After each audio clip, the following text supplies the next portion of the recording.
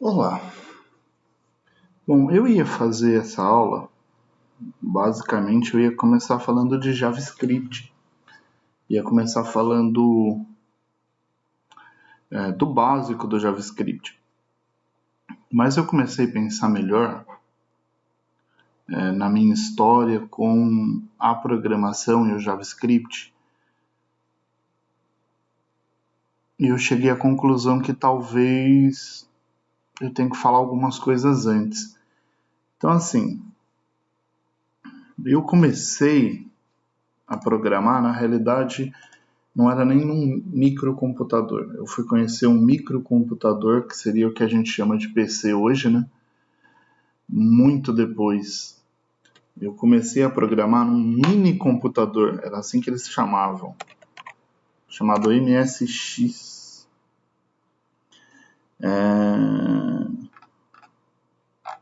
Vamos procurar imagens. Era um... Nem tem aqui, ó. Que lindo. Ele era um desse tipo, mas não era esse. Que você ligava na televisão. Eu acho que era um desse, mas preto.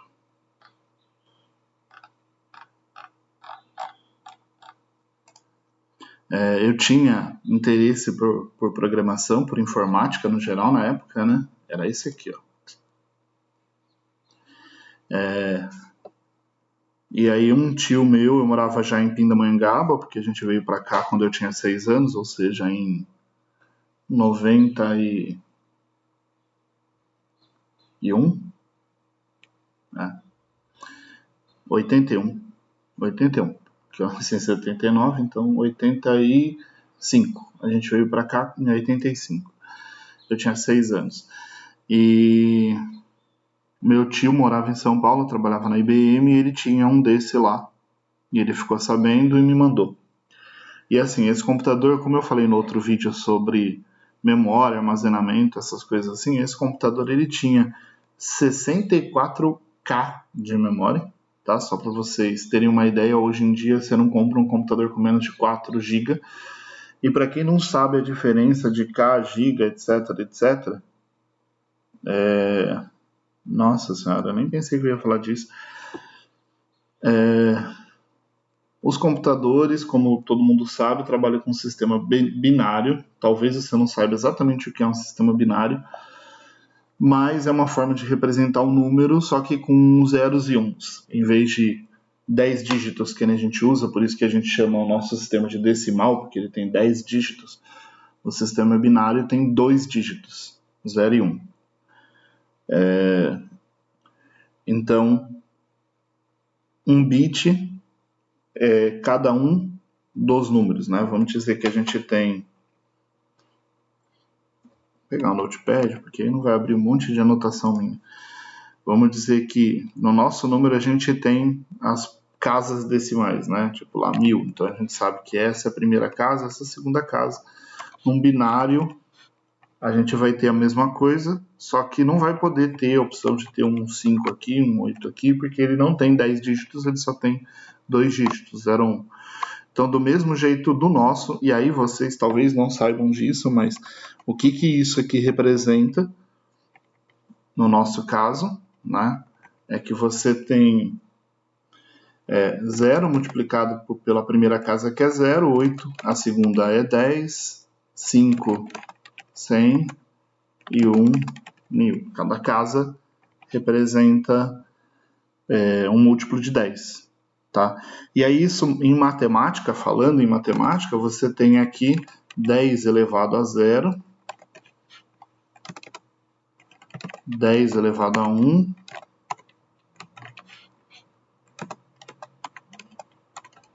10 elevado a 2, 10 elevado a 3. Se você fizer isso na calculadora ou no Excel, tanto faz, você vai chegar a esses números aqui. Então você tem que da direita para a esquerda 0 vezes 10 elevado a 0, 8 vezes 10 elevado a 1, e aí a somatória disso está um número. Qual é a diferença do binário? É a mesma coisa, tá? Só que em vez de 0 é 2. 0, 0 vezes, 1 vezes, não é 0 aqui, pô, é 1. 1, 2, 4, opa, não é 1 aqui, é 0, 8. E se você simplesmente fizer aqui, você vai ver que é a mesma coisa que lá em cima, ó. É 2 elevado a 0, 2 elevado a 1, 2 elevado a 2, 2 elevado a 3, tá? Ou seja, 2 vezes 2 é 2 vezes... 2 elevado a 1 é 2, né? Não tem elevado. Não tem... É ele vezes ele uma vez só, ou seja, 2 mesmo. 2 elevado ao quadrado é 4, 2 vezes 2, 2 elevado ao cubo é 8, que é 2 vezes 2, 4 vezes 2, 8. Tá, e aí, ou seja, se você pegar a somatória disso, você vai ter que 2 mais 8 é igual a 12. Então pronto, esse número aqui é 12. Então a base binária só significa isso. Esse cara você sabe que é 1580, esse é 12. Por que se usa base binária no computador? Porque é um computador, eletronicamente falando, ele só consegue armazenar 2 tipos de sinais, ligado ou desligado. Então, como só existem 2 opções, os números no computador são convertidos em base binária, né? E aí, sim, foi convencionado que um byte é um conjunto de 8 bits. E isso, se eu não me engano, foi definido assim porque era isso que um computador conseguia guardar na época. Eu não lembro mais, porque eu também não me preocupei muito com isso. Então, cada um desses caras é um bit, tá? Do mesmo que é uma casa decimal, cada um desses caras é um bit. Então, 8 bits significa... Tá? E aí, o que acontece se você for pegar uma calculadora, que acho que agora tem, né? Eu acho que essa calculadora do Windows está uma porcaria, mas essa nova, mas se você vem para aqui para calculadora do programador, não faz porcaria nenhuma de útil, tá? Então você vem aqui e bota lá binário 1, 2, 3, 4, 5, 6, 7, 8, ou seja, tá vendo? Você tem o número 255. Então, um byte, que seriam 8 bits, que vai de 0 até...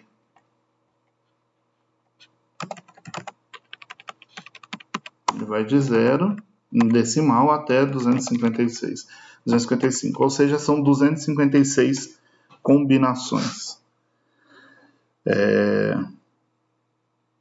Isso é um byte, tá? As primeiras tabelas de caracteres que você usava para computador, que eram as tabelas ASC,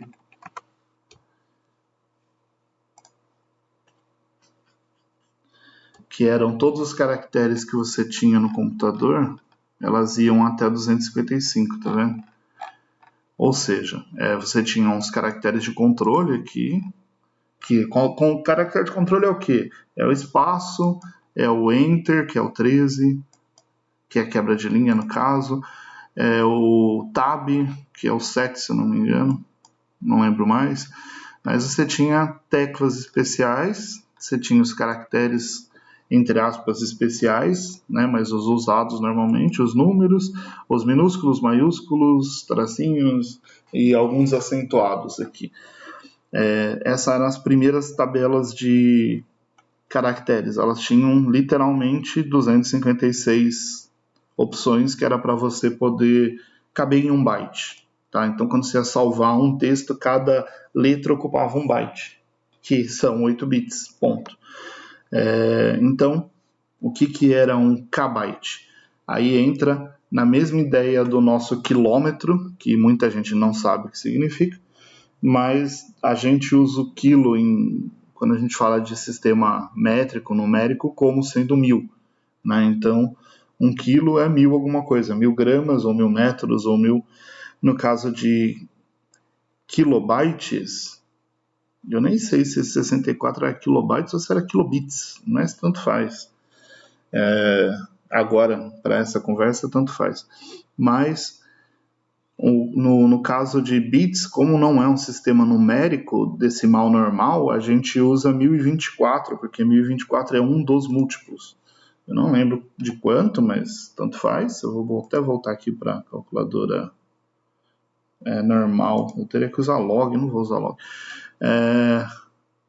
Mais fácil fazer na mão, né? Bom, 256 é 8. Então, 512 e 1024 seria o 10. Mas, continuando.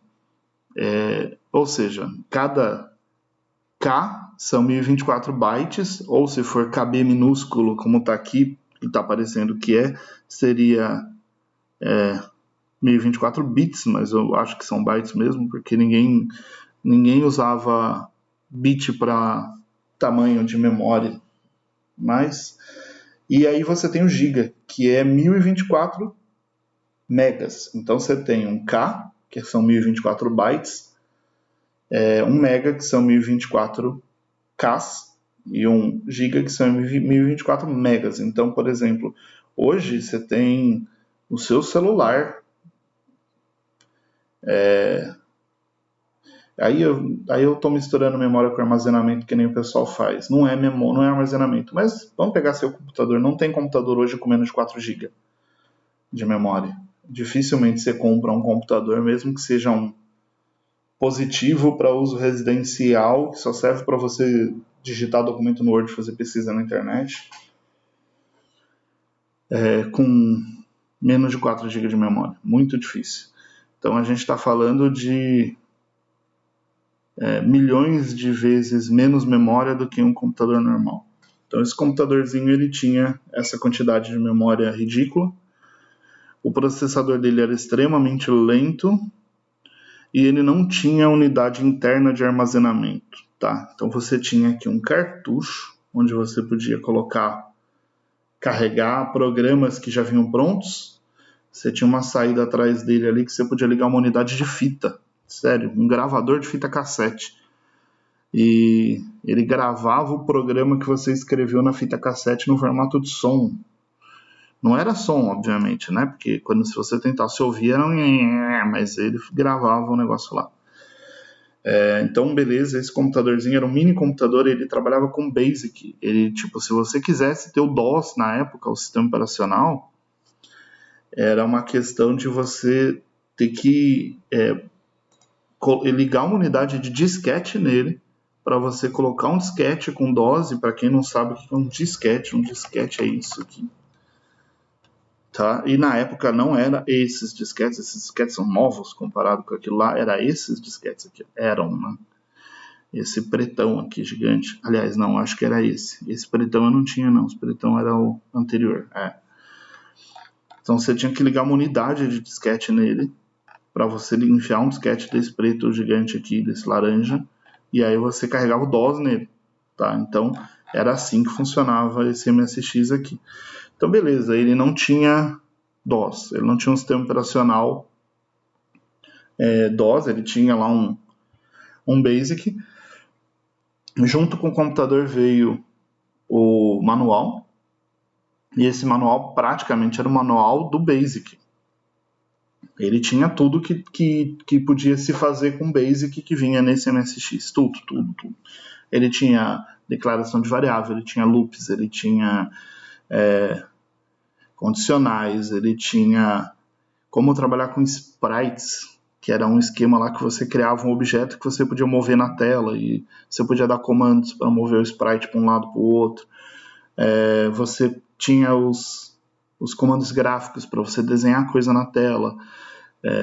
E assim, você ligava esse cara na televisão e escrevia os programas. Então os meus primeiros programas foram feitos nisso, em BASIC, seguindo o que estava no manual, depois eles foram evoluindo. Na realidade, o meu pai gostava tanto desses programinhas que, às vezes, dependendo do programa, se ele achasse que fazia alguma coisa que ele achava legal, ele simplesmente catava um caderno e ele escrevia no caderno, linha a linha, o que estava no programa, porque o programa era em BASIC, né? Ele não sabia o que funcionava, o que fazia cada linha daquela, mas ele escrevia o programa no caderno para guardar. Era mó bonitinho isso aí. Eu fiz muita coisa com isso só treinando, né? Porque não é profissional, você não faz nada profissionalmente com Basic. E aí, quando eu comecei a fazer alguma coisa com cursinhos de verdade, eu fui fazer, por exemplo, curso de DOS. Isso assim, eu ganhei esse computador quando eu tinha 14 anos, então foi em 93, mais ou menos. E pouco depois eu fui estudar numa escolinha, de um cursinho local aqui em Pindamonhangaba, e fiz curso de DOS, fiz curso de WordPress. Não, WordPress não. Não é WordPress não. WordPress é um negócio que tem hoje, não é WordPress. WordStar, se eu não me engano. Era um editor de texto para DOS. Era esse negócio aí, ó. Você tinha formatação. Depois saiu um outro, que eu não lembro mais o nome. Fiz curso de Lotus 1, 2, 3, que era um tipo planilha do Excel, só que era para DOS. Ó, tinha as coluninhas, tudo bonitinho. Tinha até fórmula. Esse negócio fazia fórmula, igual o nosso Excel faz fórmula hoje em dia. E depois eu fiz curso de DBase 3 Plus. Só depois disso que eu fui fazer o Windows, tá? DBase 3 Plus era um banco de dados. Ele era um banco de dados tipo o Access, que você tem no seu Windows aí, se você tem um Office. Só que a diferença do DBase 3... Não é diferença. A diferença do curso que eu fiz de DBase 3 Plus, diferente do que se faz hoje em dia, existia um módulo do interativo, do DBase 3 Plus programado.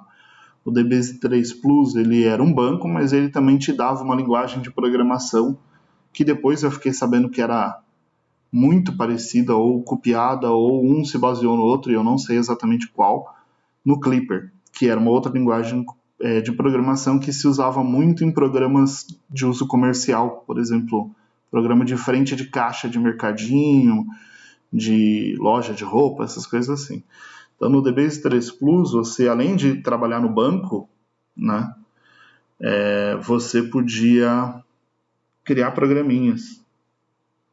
Eram programinhas, óbvio, para DOS. As janelinhas eram desenhadas assim, ó, com bordinhas, sabe? E esse aqui não é um programa feito com DBase, tá? Esse só é um programa para você criar o programa do DBase mesmo, onde você criava banco.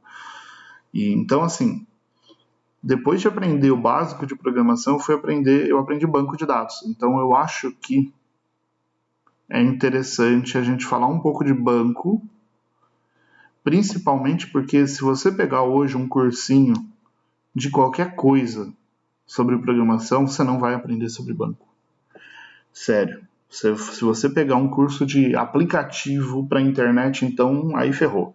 Você vai aprender a catar um Firebase do Google e simplesmente mandar salvar os seus objetos lá. E não vai aprender nada sobre banco. E nos projetos que eu estou trabalhando hoje, a gente usa banco em todos. Tá? Então, depois disso, só para concluir, eu fui para o Windows 3.11, primeira versão do Windows que tinha rede, que é essa coisa aqui. Janelinhas quadradas, tela pequena, mas você já tinha mouse e já tinha rede. Então você podia ligar o computador em rede, não internet, tá, pessoal? Rede, um computador ligado no outro. Imprimir pela rede. Você mandar mensagem pela rede pro carinha do lado, né? Foi aí que começou os joguinhos, né? Pode ver aqui que a primeira coisa que tem na imagem já é um campo minado. E depois disso, eu fui morar em Minas Gerais, aqui, sulzinho de Minas, Paraisópolis, porque a gente conheceu um outro tio meu que trabalhava na Delphi, a mesma Delphi que faz coisa para carro. Conheceu um professor, um dono de uma escola de informática. Esse dono dessa escola comentou que ele estava precisando de gente para trabalhar. Eu fui para lá trabalhar com ele. Comecei trabalhando com manutenção, depois, 2 semanas depois, estava dando aula de Excel, porque assim, eu não fiz curso de Excel, de Word, essas coisas, mas eu e meu irmão a gente sempre instalou. Então, tipo, quando saía um Windows novo, a gente catava lá, arranjava o piratão na internet. A internet, não existe internet, a gente arranjava o piratão. Alguém tinha os disquetes, a gente instalava lá, o Windows tinha 50 disquetes, sei lá, para instalar, dependendo do Windows. E a gente instalava num computador que a minha avó me comprou na época, e a gente sempre instalou Office, sempre instalou Windows, essas coisas, então eu conhecia Office e Windows e dei aula de Excel, dei aula de outras coisas nessa escola, e depois dessa escola eu fui trabalhar num provedor de internet. Nessa escola ainda, como eu mexia com programação, fazia pequenos programinhas para em Clipper, o dono da escola achou que talvez a gente pudesse montar algum curso de programação e comprou para mim um livro de Visual Basic. Então eu comecei a aprender Visual Basic por livro também. Fiz alguns programinhas com Visual Basic, fui trabalhar num provedor de internet. Aí nesse provedor eu conheci o ASP, que era uma linguagem de programação que era baseada no Visual Basic, né? Ela era VB Script, que chamava Visual Basic Script, e que hoje eles chamam de ASP Clássico, Classic ASP, que era isso aqui, ó. Você tinha o HTML misturado com a programação. Essa parte da programação ela era processada pelo servidor e não ia pro browser do cliente, que foi o que eu falei na outra aula sobre linguagens que geram HTML. Aí comecei a trabalhar com ASP, e aí uma empresa em São Paulo estava procurando gente para trabalhar com ASP, eu me ofereci, fui para lá, comecei a trabalhar em São Paulo, e isso foi em 2000, ou seja, 21 anos atrás. Depois eu comecei a aprender outras coisas, né? Tipo ASP.NET. Mas o que eu quero falar sobre bancos, tá? Por que... Não, vou falar sobre bancos primeiro, depois eu falo sobre JavaScript. O que é um banco relacional? Na maioria das vezes hoje, se você for fazer um curso de programação de aplicativos, eles vão te empurrar, literalmente, um banco não relacional. Um Firebase, por exemplo, na maioria das vezes, porque ele é do Google, então já está ligado com os aplicativos que você vai fazer para Google. Quando você cria o seu aplicativo, você já tem uma conta onde você cria o Firebase, tá? Ele é um banco que, para você lá começar a criar seu aplicativo, ele é gratuito, entre aspas, né? Ele tem um limite lá de consultas, um limite de espaço, tal. Mas à medida que seu aplicativo vai crescendo, que você vai começar a utilizar mais espaço, aí você começa a pagar em dólar por espaço, por consulta, né? Então muitas pessoas começam um aplicativo no banco gratuito. Para algumas, principalmente se você for bom na otimização do seu sistema, você pode continuar por um bom tempo com um banco gratuito.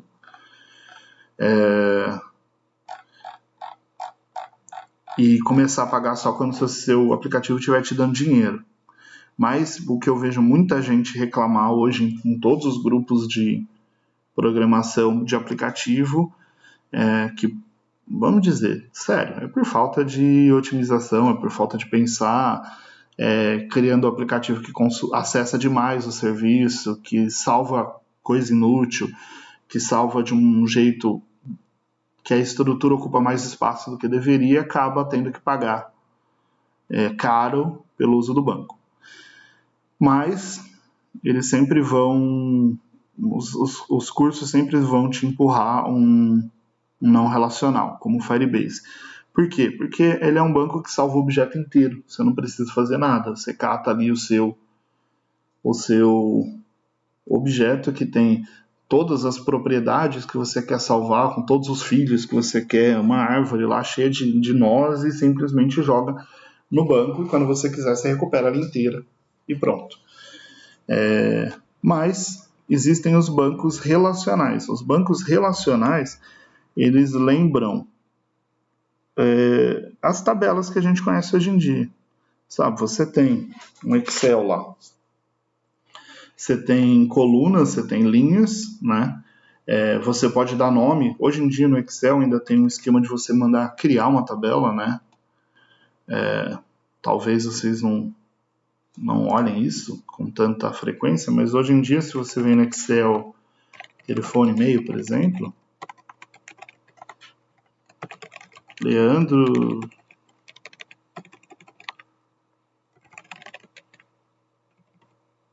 Não. Meu e-mail @domínio.com. Porque senão eu vou ter que inventar um monte de e-mail, mano. Eu já ia colocar leandro@domínio.com. Se você vier aqui mandar formatar como tabela, ó, que ele identifica a tabela meio que sozinho, e você começar a acrescentar itens aqui, ó, né? Marcos, meu irmão. Tá vendo que ele criou uma linha nova na tabela? Marcelo, minha esposa. Opa!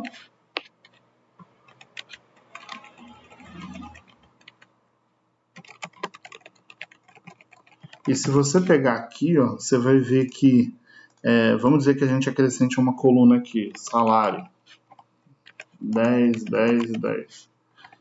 Hora, né? Salário por hora. Horas, 160, 150, 180. E você pegar aqui e colocar salário mês.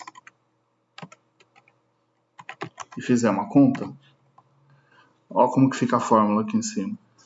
Ele não está mais somando, que nem antigamente ele fazia, o D2, que é o número da célula, né, vezes o E2, que é o número da célula. Ele está fazendo, como ele identificou que é uma tabela, ele está multiplicando, no caso aqui, a coluna salário com a coluna horas. Tá?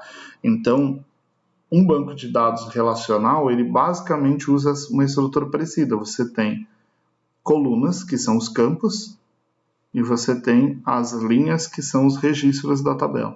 E por que a gente chama isso de relacional?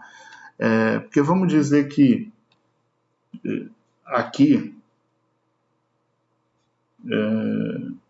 vamos dizer que eu tenha uma outra tabela no meu banco. Essa aqui é a tabela de funcionários. Tá? E aí aqui, vou acrescentar uma coluna e vou colocar aqui que é o mês que ele trabalhou. Então esse aqui é o mês 1 de 2021. Opa. Tá? Agora, vamos dizer que a gente vai calcular o mês 2. Copiamos aqui. Agora é o mês 2 de 2021.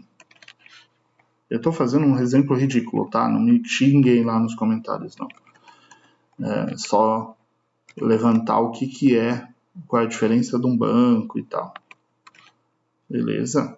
Faltou copiar o Leandro aqui, ó. Consegui não copiar o Leandro. Ou eu apaguei, não sei. Depois eu olho no replay. Tem informações aqui que elas são redundantes. Tá? Por exemplo, o nome, o telefone, o e-mail, eles se repetem. E eles vão se repetir para cada mês. Então eu vou ter o mês 3 aqui, o salário também. Eu vou ter o mês 3 depois, o mês 4 depois. Então existe um negócio chamado modelagem de dados. Que é o quê? Eu tenho uma tabela funcionários e eu tenho uma tabela, sei lá, trabalho. Nossa, eu dei um exemplo tão horrível. Que beleza. E aí o que se faz no banco relacional? Eu crio uma chave, eu uso um campo para identificar o funcionário, que pode ser o CPF dele, pode ser um ID, que hoje em dia todos os bancos, desde a minha época, tem um esquema que se chama um campo auto-incrementável. É um campo que para cada registro novo ele cria um ID novo. Então, se você inclui um cara lá, ele vai ter o ID 1, se você inclui outro vai ser 2, outro vai ser 3. E esse ID ele é calculado automaticamente pelo banco e ele nunca se repete. Existem IDs aleatórios que se usa também. Você pode usar uma informação que você não quer que se repita. Por exemplo, você não vai ter 2 funcionários com o mesmo CPF. Então você pode, por exemplo, tá, vir aqui, colocar o CPF. Que legal, ele não copiou a tabela. Vamos fazer diferente, porque eu não quero ficar fazendo gambiarra. Então, CPF 11222-333, tá? Então, obviamente, aqui ele vai se repetir, porque nessa tabela está denormalizada, mas se eu fosse normalizar essa tabela, eu manteria aqui e colocaria numa outra tabela dizendo assim, o CPF 11222-333. No mês 1,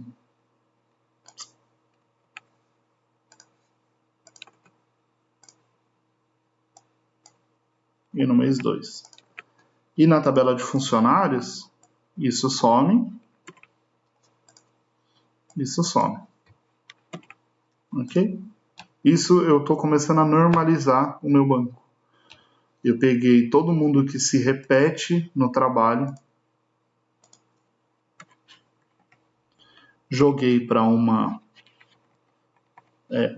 nossa senhora, eu vou ensinar Excel aqui. Joguei para uma outra tabela.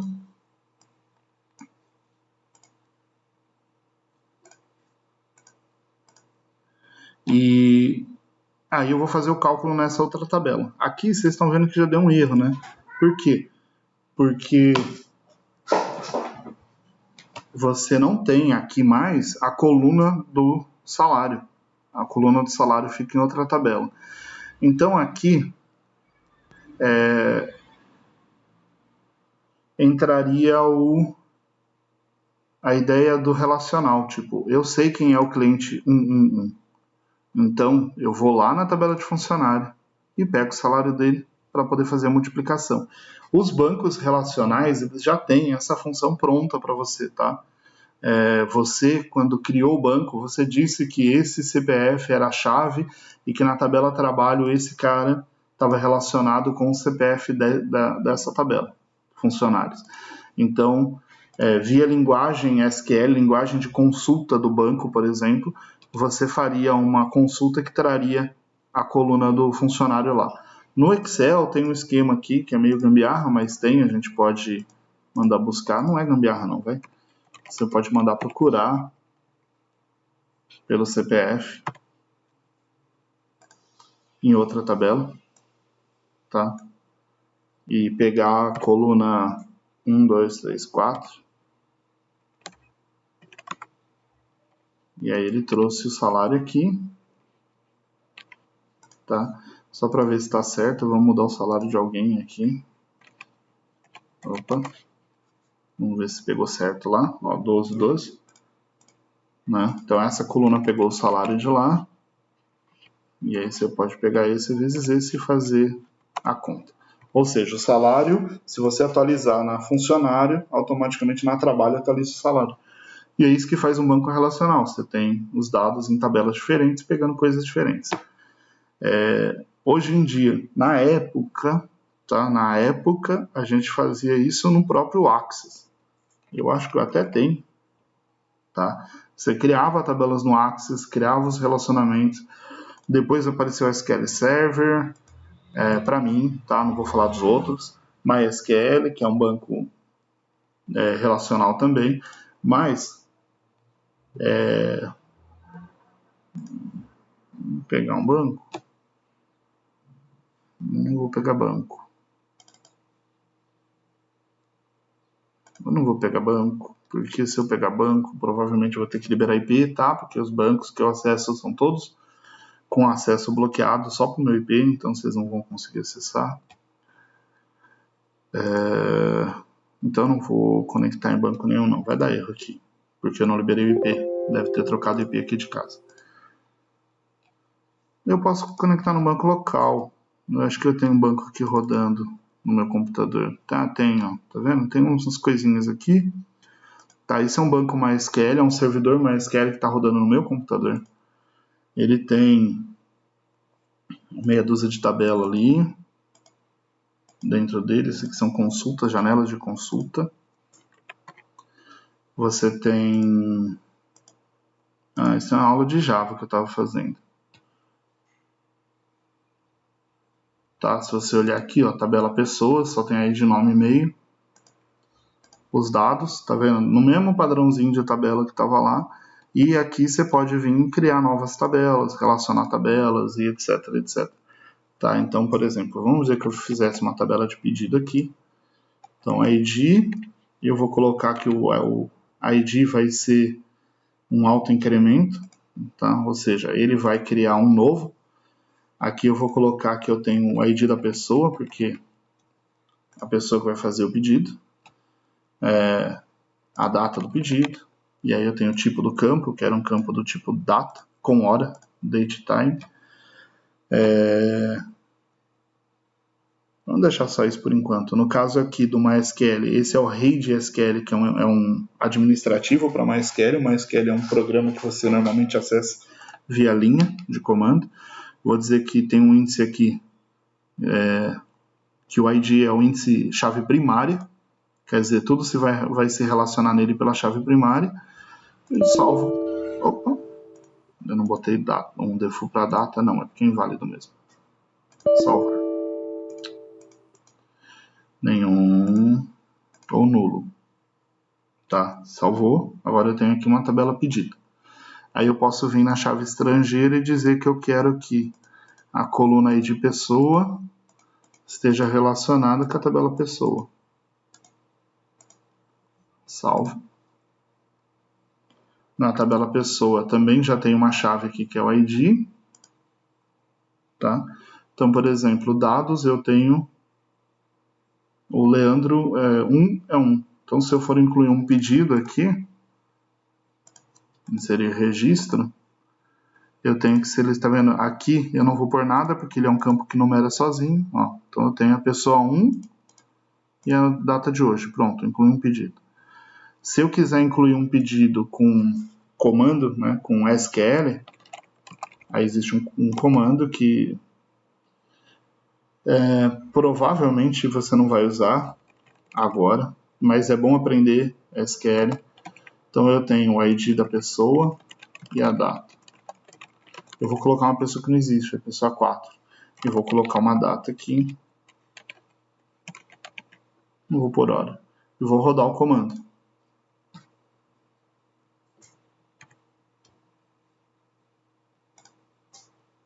O negócio está fresco aqui, ó. Não está me aparecendo.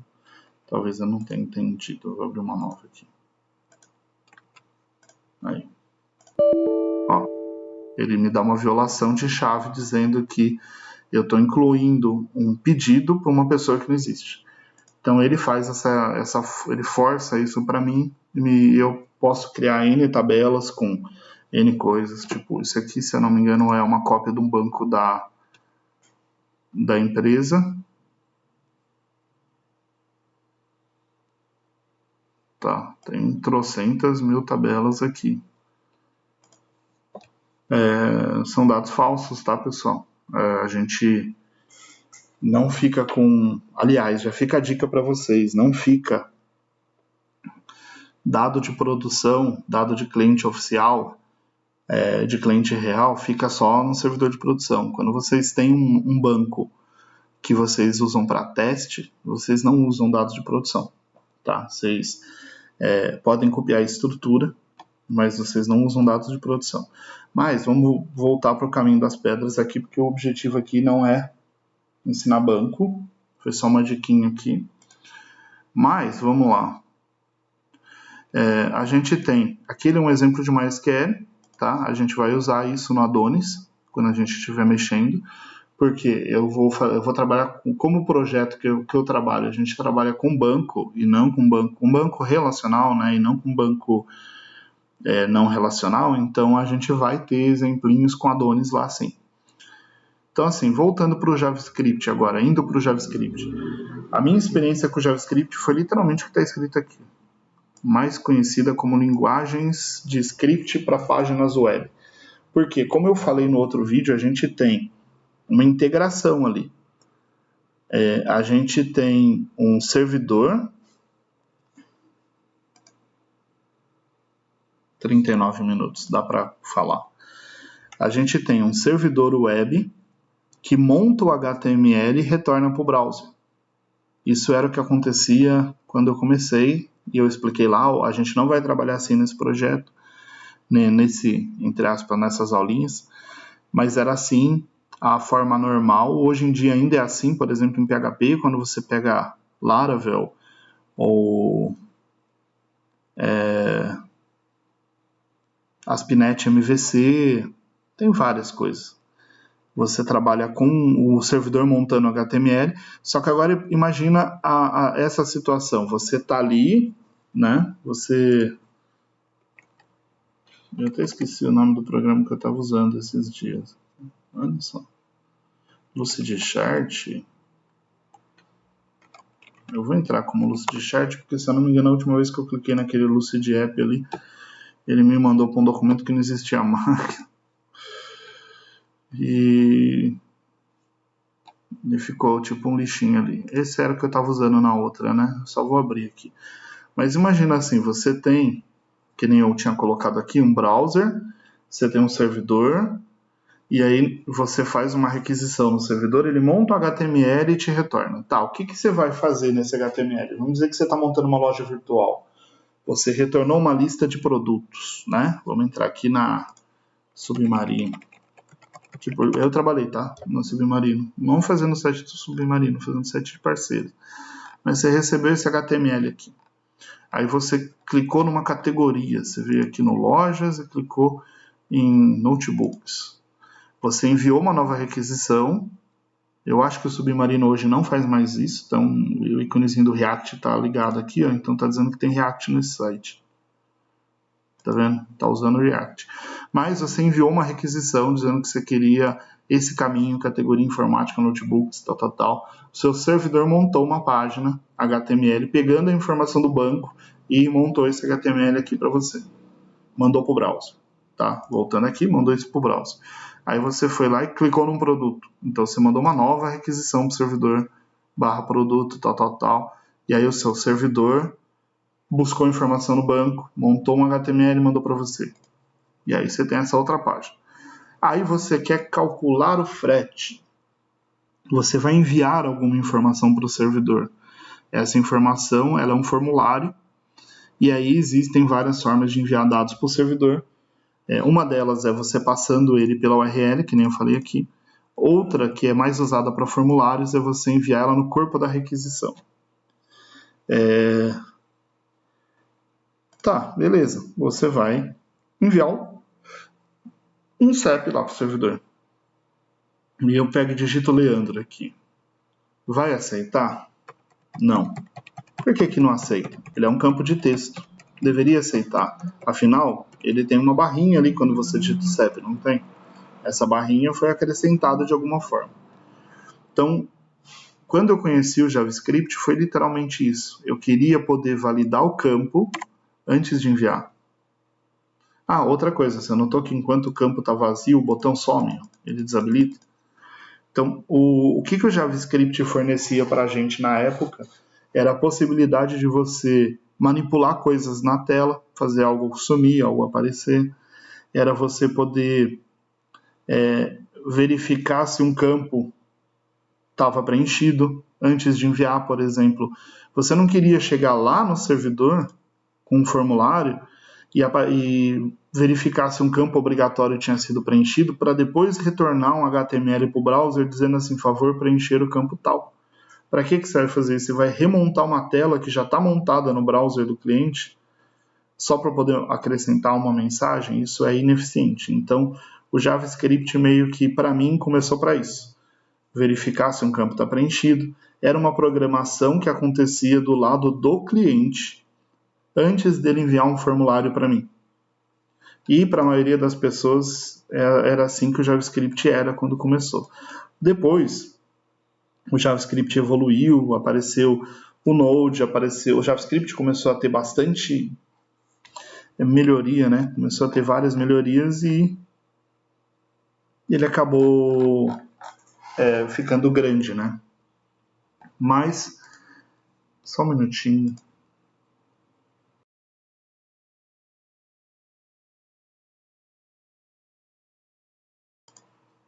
Fiquei com a garganta seca. Vou beber um gole d'água.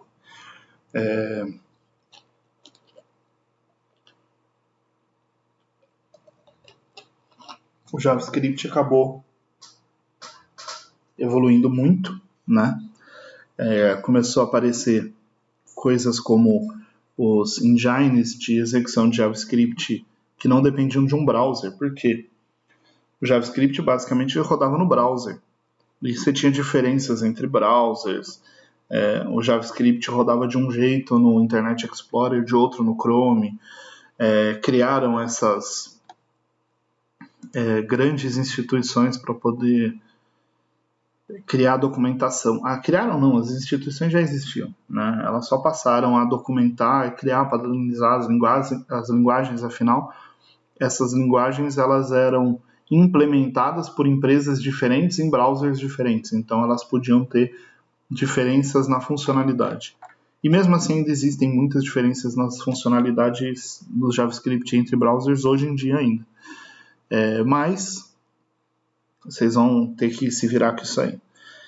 Esses frameworks, que nem o React, que nem o Adonis, o React, que roda no browser, o Angular, que roda no browser, o Vue, esses frameworks, normalmente eles já têm embutido neles um transliterador. É como se fosse um tradutor que transforma o JavaScript em uma versão que funciona em qualquer browser. Então, na maioria das vezes, você não precisa se preocupar com isso. O próprio framework faz isso para você. Tá? Então, falando de JavaScript, agora indo para a parte de programação mesmo.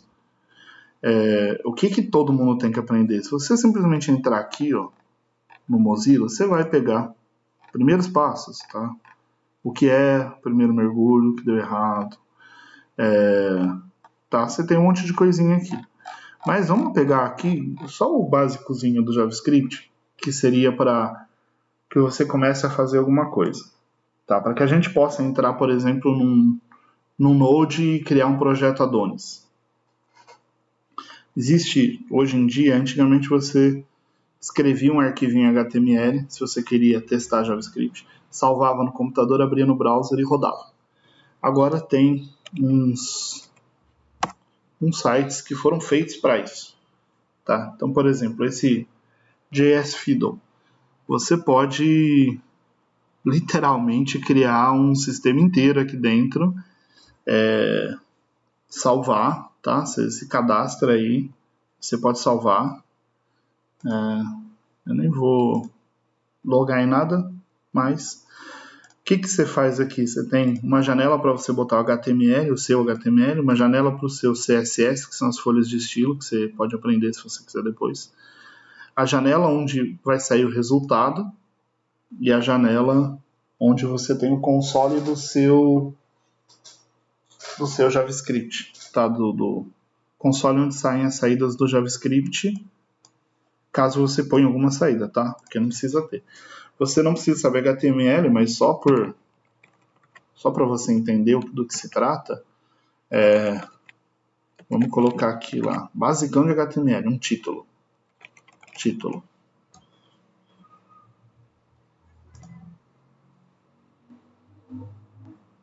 Só porque eu falei, não apareceu nada aqui no meu título. Tá, será que tá em branco ou eu escrevi errado? Não, tá tudo certo. Run, executar. Só não atualizou. Título, tá? Então eu tenho H1, é o título, header 1, aí eu ponho lá, ponho um P de parágrafo, né? Ponho este é um parágrafo. Aí eu quero que 1 esteja em negrito. Vamos rodar um run aqui só para ele atualizar. Então eu quero que 1 esteja em negrito, então strong de forte, 1. Vou lá no run.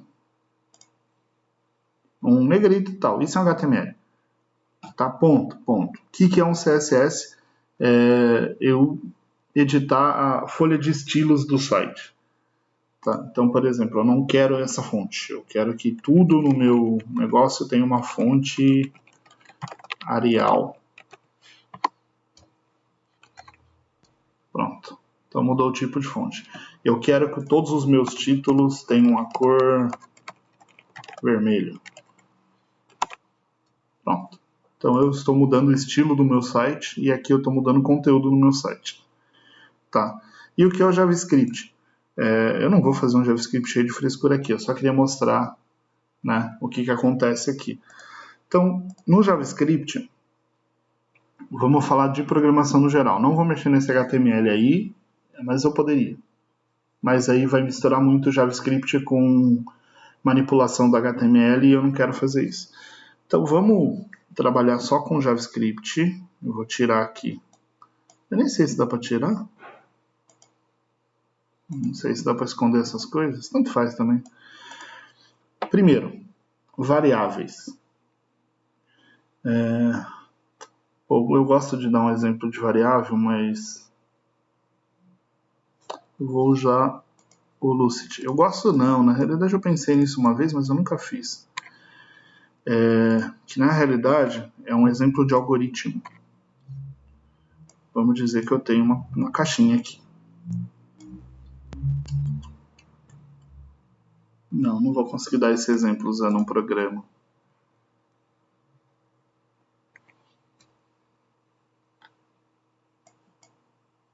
Consigo sim.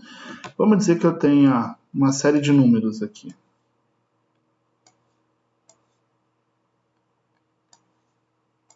Tá, beleza. Tem uma série de números aqui. Vou botar um número dentro da bolinha. Vou colocar aqui o número 1.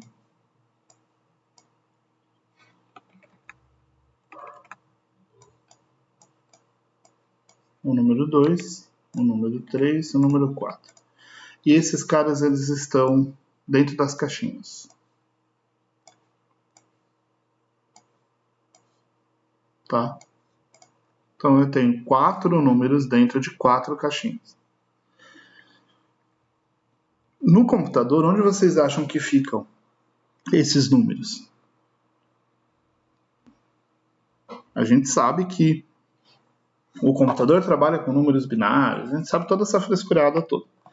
Mas vamos dizer que eu dei para o meu programa 4 números, numa ordem aleatória. Tá?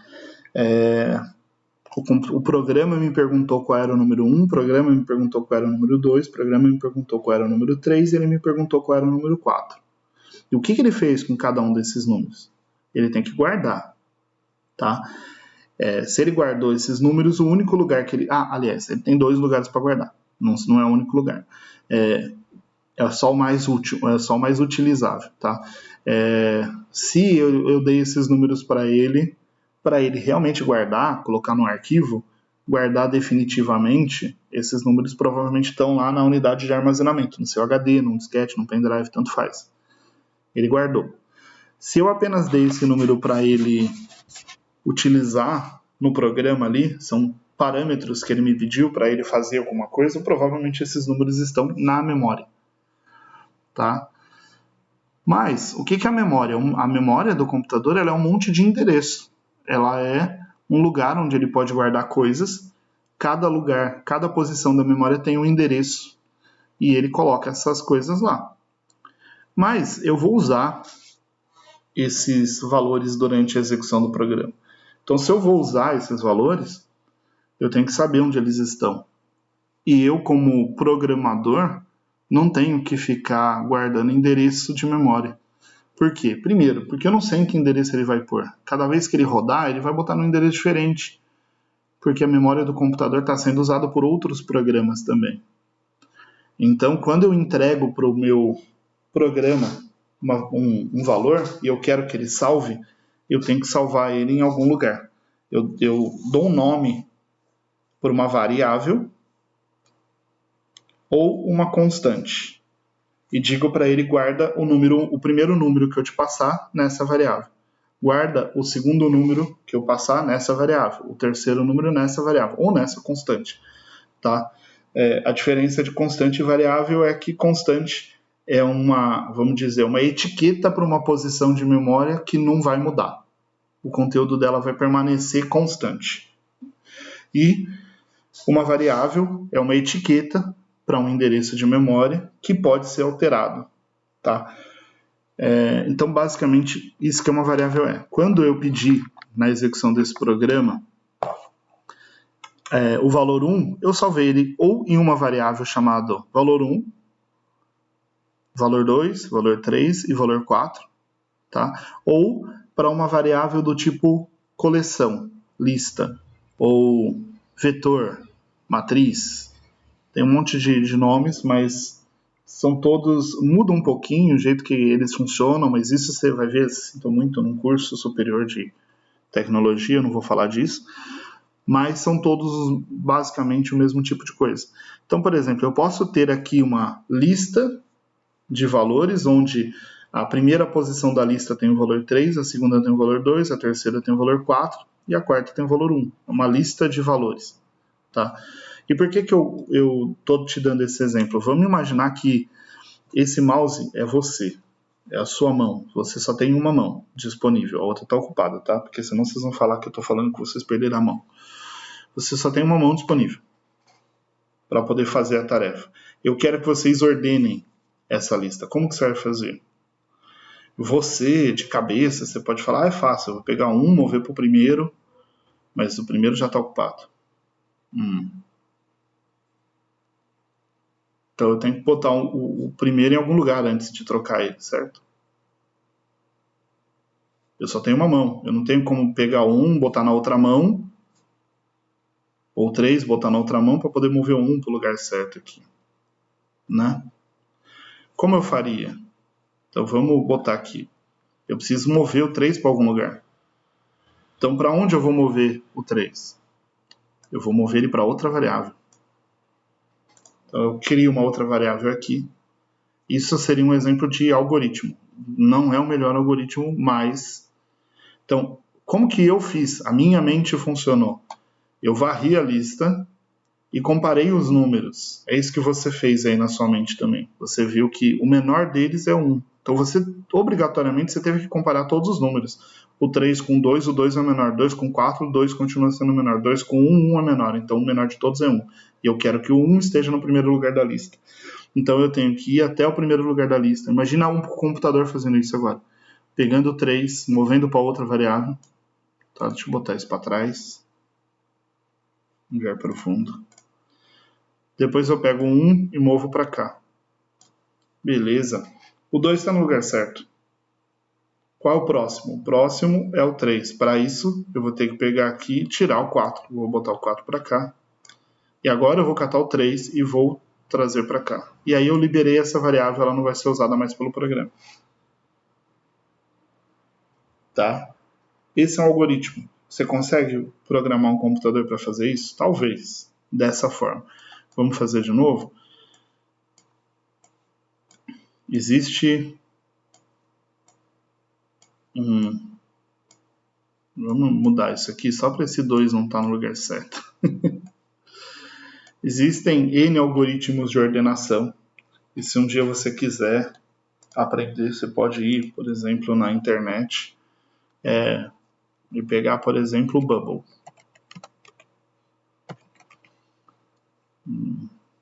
Eu preferia que tivesse Bubble Sort.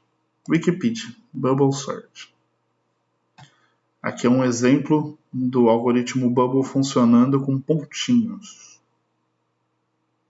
Tá vendo que bonitinho? Ele ordenando todas as... Então, aqui é um exemplo de um algoritmo Bubble.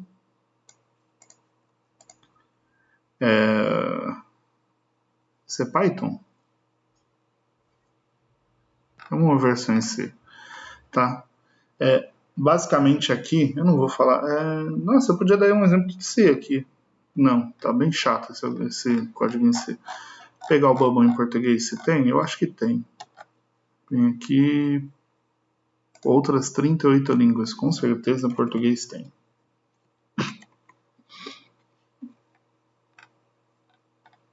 Eu acho que não, hein? Tá, dane-se, vamos deixar assim mesmo. Nossa, por que tá em português? Já tá em português o Anta. Olha só, né? Olha que nível de atenção da gente faz. Bubble Sort, ordenação por flutuação, literalmente por bolha, é um algoritmo de ordenação. A ideia é correr o vetor várias vezes e a cada passagem fazer flutuar para o topo o elemento da sequência. Essa movimentação lembra a forma de bolhas. Olhando no código, ele pega do 0 até o tamanho -2 e ele vai trocando as coisas aqui. Tá? Só para demonstrar como funciona o bubble. Eu quero que um flutue para cima da lista. Né? Então, o que o bubble faz? Ele compara um item com o próximo várias vezes de baixo para cima. Então, ele olha e fala assim, o 4 e o 3, quem é maior? O 3 ou o 4? Ah, o 3. O 4 é maior, então o 3 deveria estar para cima. Então, o que ele faz? Ele move, ele faz uma troca dos dois, que é esse swap que está aqui, ó, no C. Ou seja, ele usa uma variável temporária, troca os dois. Tá? Então, ele faz isso, isso, isso. Beleza. Agora eu vou para a próxima posição, comparo ela com a próxima. Quem é maior, quem é menor? O 2. Então tem que trocar, não é? Beleza. Vou para o próximo. Qual é o maior? O 1. Então tem que trocar. Tô deixando bonitinho, não. Beleza, terminei a lista. O que eu faço? Vou lá de novo. Só que aí, 2. Agora eu não preciso mais ir até o fim. É ineficiente. O maior já foi parar no fim. Ele já flutuou. Né? Ele já flutuou ao contrário. Já flutuou para baixo, mas beleza. Então o que eu vou fazer? 3 com 2. Tá errado? Tá. Troco. 3 com 1. Tá errado? Troco. Não preciso fazer mais. Agora vem a primeira. Tá errado? Tá. Troco. Terminou.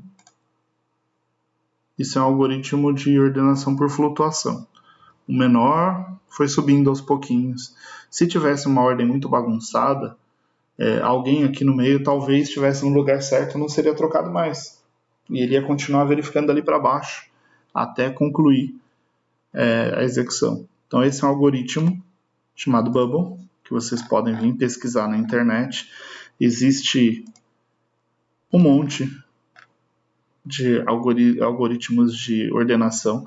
Existem um muito legais. Esse Quicksort aqui, por exemplo, é muito legal. Tem até um exemplinho de como funciona.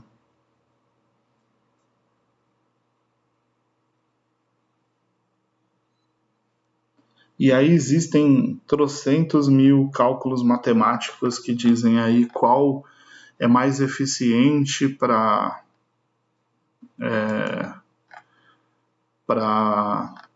coleções grandes, qual é mais eficiente para coleções pequenas, qual é mais eficiente para XXX. Então tem um monte, se vocês quiserem olhar na Wikipedia, vocês podem tirar um monte de, vamos dizer, insights sobre algoritmos. Tá? Só desses algoritmos de ordenação aqui, vocês já conseguem tirar um monte de insights sobre algoritmos. Então, assim, minha ideia aqui foi para te demonstrar o que é uma variável e como ela funciona. Dentro do JavaScript, quando a gente volta para o Fiddle, você tem formas de declarar uma variável. Tá? Só para vocês saberem de uma coisa, A igual 2, run. Não deu erro. Tá? Console.log, e aí não é especificamente do JavaScript, mas só explicando, o browser e o Node e vários lugares te dão um objeto chamado console que tem uma função log que serve para você printar coisas, imprimir coisas na tela para ver resultados. Então, por exemplo, se eu botar aqui um console.log e passar o A por parâmetro para ele, o log é uma função que recebe um parâmetro, ele vai mostrar. Então, tá vendo aqui? Eu coloquei A igual 2 e eu simplesmente defini uma variável no JavaScript. É possível fazer isso? Sim, é possível. Alguém faz? Hoje em dia? Não, ninguém faz. Por N motivos, principalmente profissionalmente, ninguém faz.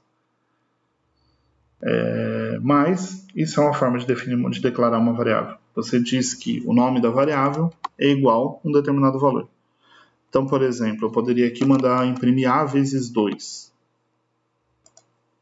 Imprimiu 4 no console. Tá?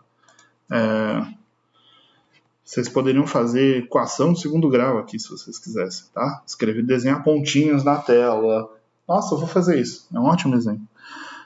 Então vamos lá. A igual 2. Beleza, criei uma variável. Existem várias formas de você criar uma variável, mas o que a gente tem de diferença que eu falei em outro vídeo você tem o var. Ops, é var mesmo? A igual 2. Beleza. Você tem o let, b igual 3. Você tem o const, que não é uma variável, passa a ser uma constante, c igual 4. Tá? Existe a diferença entre var e let? Existe. Existe a diferença, mas eu não vou falar sobre isso agora, eu acho que eu falei num outro vídeo, porque é uma questão de escopo. E escopo é um negócio mais chatinho, que eu não vou falar agora. A diferença básica aqui, nesse exemplo entre A e B, é nada. As duas vão gerar uma variável no escopo atual. A diferença do C é que C não pode ser alterada. Então, por exemplo, eu posso vir aqui e dar um console log A, depois dizer que A igual 4, e depois dar outro console log A, e você vai ver que ele vai imprimir 2 e 4. Tá? Se eu vier aqui e fizer a mesma coisa com C, ele vai dar erro. Tá? Eu tentei atribuir um valor para uma constante, que é aqui C igual a 4. Eu não posso atribuir um valor para uma constante, porque a constante já teve seu valor definido, mesmo que seja o mesmo valor. Tá? Eu não posso mudar o valor de uma constante, não posso definir um valor para uma constante. Então, variável, ponto, isso. Como eu disse, para que serve a variável? Para você pegar um valor que você recebeu, para você guardar um valor que você precisa. Hoje em dia a gente tem um movimento de código limpo, que você tem que deixar o seu código o mais legível possível, para que a outra pessoa que for dar manutenção no futuro venha e consiga entender. Então muitas vezes você gera uma variável só para deixar claro o que você está fazendo. Tá? Não é brincadeira. Sabe, você vai calcular o salário de alguém. Né? Então você cria lá uma variável chamada valor hora igual R$10. Se você cria uma outra variável chamada horas trabalhadas igual 160. Então, console.log, botar assim, ó, salário, valor hora vezes horas trabalhadas. E aí você manda rodar e você tem um erro. Provavelmente eu digitei alguma coisa errada. Trabalhadas. Olha lá, salário 1.600. Beleza, bonito, ok. Só que, se eu for, vamos dizer que eu vou usar esse valor em vários lugares, e eu não quero fazer essa conta em todos os lugares. Não é questão de não querer. Essa é uma conta simples, valor hora vezes horas trabalhadas, mas vai que tivesse cálculo de imposto, e outras coisas aqui. Então, let salário igual salário. Outro motivo para você fazer isso, você está fazendo uma conta extremamente complexa. Exemplo, imposto. Vamos dizer que eu quero colocar aqui, que eu quero tirar 10% de alguma coisa aqui. Eu posso simplesmente aqui, depois de catar tudo isso aqui, né? Dividido por 0. Não, dividido vai multiplicado por 0,9, ou seja, estou tirando 10%. Tá? Bonito, salário.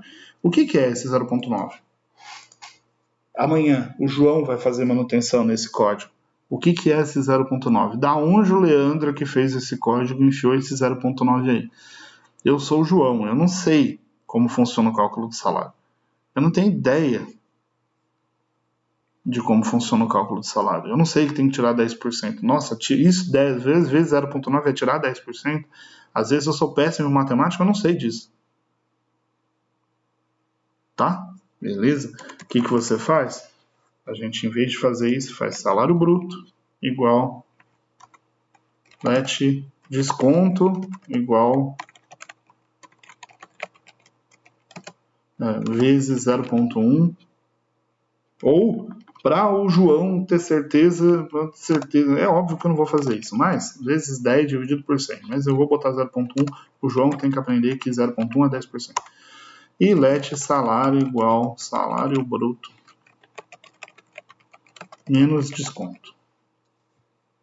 Muitas vezes você faz um código assim, cria mais variáveis só para poder ser legível para alguém. Eu estou dando um exemplo ridículo porque é um exemplo ridículo, mas, mano, se você estiver fazendo uma conta extremamente complexa, você vai querer poder conferir os valores aqui no meio, caso o valor final não bata. E assim, é muito mais fácil você vir botar um console log aqui para saber se o salário bruto está certo, depois um outro aqui para saber se o desconto está certo, depois um outro para saber por que o salário está errado. Então, acontece muito. Você vai criando várias variáveis, vai colocando de forma que elas fiquem descritivas e que você possa usar a informação no futuro. Então, primeiro, isso é uma variável, ponto. O matriz eu vou depois, beleza. Variável. Segundo ponto, condicionais do JavaScript, que você vai usar muito. Você vai usar o basicão, que todo mundo vai aprender, que são os ifs. E hoje existe um movimento por aí para você não fazer if, mas beleza. A gente, uma hora você vai fazer. O que é um if? Primeiro, que eu já falei num outro, mas vamos falar aqui de novo. A estrutura de um if é if, condição, expressão. Eu falei comando no outro, eu acho. No outro vídeo. JavaScript, if. Developer Mozilla. Tá vendo aqui? If, condição, afirmação, else, afirmação 2. Essa é a estrutura de um if, tá? Do JavaScript, do C Sharp, do C. PHP é diferente, PHP tem um endif, ASP tem um endif, mas a estrutura do if é essa. A estrutura do if não tem chaves. Essa não é a estrutura do if. Tá? A estrutura do if é essa.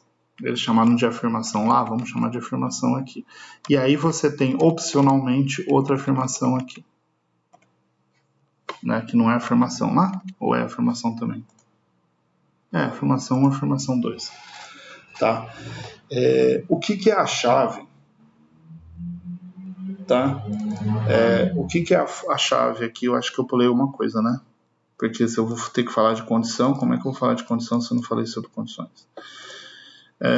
Tá, vocês aprenderam isso na escola, tá? Condição é aqueles comparativos que a gente tem A maior que B, B maior que C, A igual B, A igual C, A maior igual B, A maior igual C.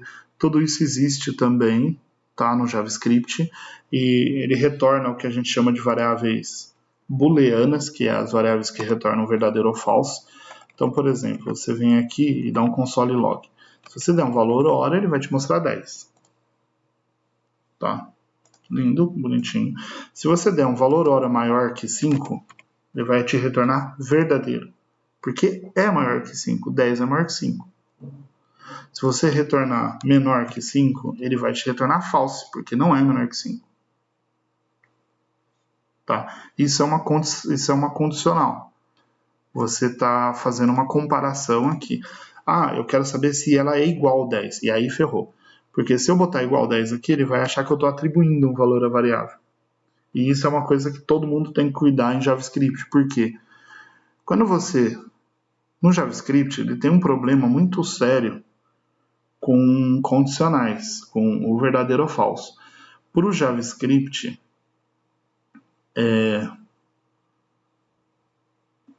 um monte de coisa é verdadeira e um monte de coisa é falsa. Tá? Então, eu vou fazer a comparação aqui. Se eu botar igual 5 e rodar, ele vai dizer que é false. Ok? Porque igual é o operador de comparação no JavaScript. O igual é atribuição, igual é comparação. O asterisco aqui é multiplicação, só. Eu não falei isso, mas é um operador, né? Também. Vamos botar aqui igual 10. Verdadeiro, tá? Se eu fizer isso aqui, igual 15,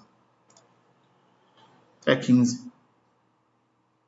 Ele não é verdadeiro nem falso. E se você vier aqui depois de dar um console log valor hora, você vai ver que agora ele vai imprimir que a variável mudou para 15. Porque o que eu fiz aqui foi atribuir.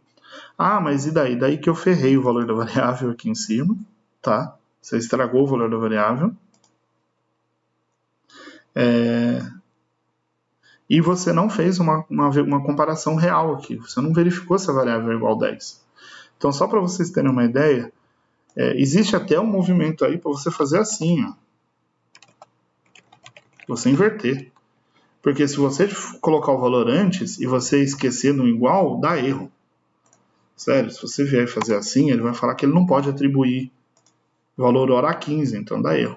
Tá? Então tem gente que simplesmente faz isso, bota invertido para garantir que ela nunca vai esquecer o segundo igual. Tá? Eu não faço. Não acho. Às vezes eu faço, mas a maioria das vezes não.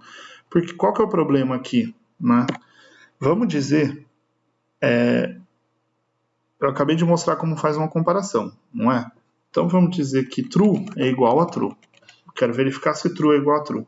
Tá? Ele vai me retornar? Sim, true é igual a true. Eu fiz uma comparação, não fiz? Do mesmo jeito que eu tivesse colocado 10 igual a 10 aqui. Tá? Tô tentando ser mais didático para explicar isso. Tá? Então eu botei aqui true é igual a true. Ok? Ok, rodou. True igual a 1 também é. Tá? Esse é o problema do JavaScript. É um dos, né? True é igual a 1. True é igual a 1. True é igual a 15. True. True não é igual a 15. True é igual a 0. Vai dar false também. Então, assim, vocês têm que tomar muito cuidado com a atribuição, porque vamos fazer um if aqui. Um exemplo. Eu quero que, se valor hora for maior que 10, ele escreva na tela maior que 10. Vou colocar só maior para não ter que ficar editando isso. Limpar o console e rodar aqui. Não imprimiu nada. Por quê? Valor hora não é maior que 10. Se eu botar aqui valor hora igual a 10, eu quero que eu imprimi sim. Sim, funcionou. O que acontece, será que se eu colocar valor hora igual a 10? Sim. Opa. E agora se eu colocar igual a 15? Sim. Por quê? Uma atribuição é sempre true para o JavaScript. O fato de você não ter colocado os dois iguais aqui vai fazer com que o JavaScript sempre retorne sim. Então, cuidado com igual. Não imprimiu. Como estava lá, né? Na definição do JavaScript, else afirmação 2. Tá? Só para explicar uma coisa, provavelmente, eu não tentei ainda. Não. Provavelmente isso vai dar erro. Tá? Por quê? O JavaScript, por padrão, quando ele foi inventado, você usava ponto e vírgula para definir onde terminava um comando e onde começava o próximo. Console log espaço else precisa de um ponto e vírgula porque você está terminando um comando. Hoje em dia a gente usa mais o quebrar linha. A maioria dos frameworks não existe mais o ponto e vírgula, a menos que você esteja colocando as coisas na mesma linha. Tá? Então, o JavaScript já estava até avisando, o JS Fido aqui já estava avisando que estava faltando um ponto e vírgula. Você podia ter colocado um ponto e vírgula aqui. Tá?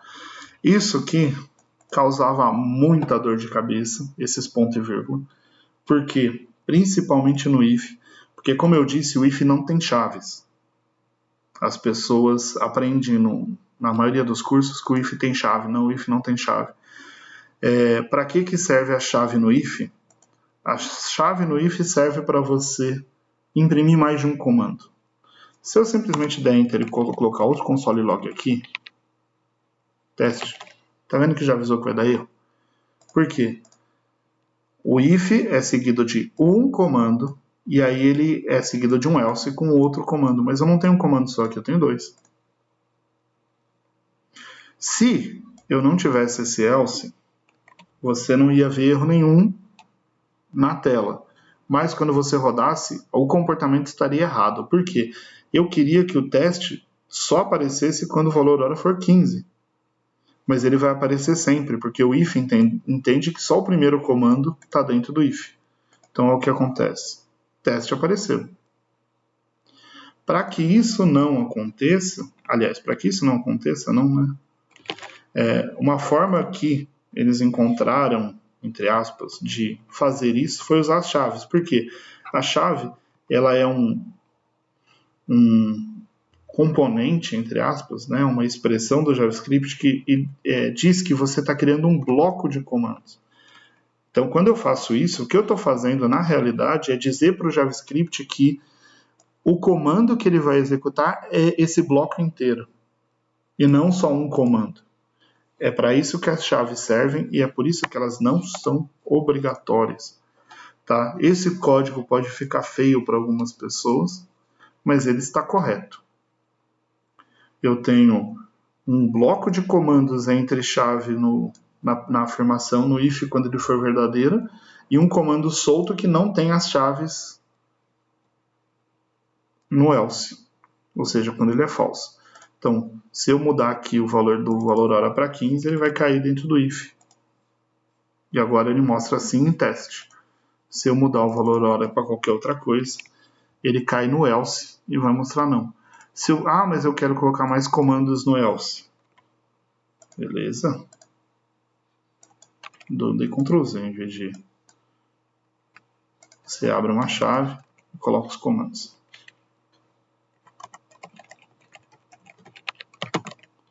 Aí, a historinha de se isso tem que estar aqui, assim, ou se tem que estar aqui no final. Isso é frescura de programador, você vê o jeito que você acha mais bonito. Tem hora que eu faço assim, tem hora que eu faço do outro jeito, tá? Então você não precisa se preocupar muito com isso, não. Vai ter empresa que vai te dizer aqui nós trabalhamos assim.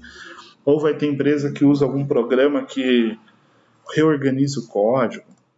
Sério, tanto faz. Para o computador não faz diferença nenhuma. Então, beleza. Isso é um if.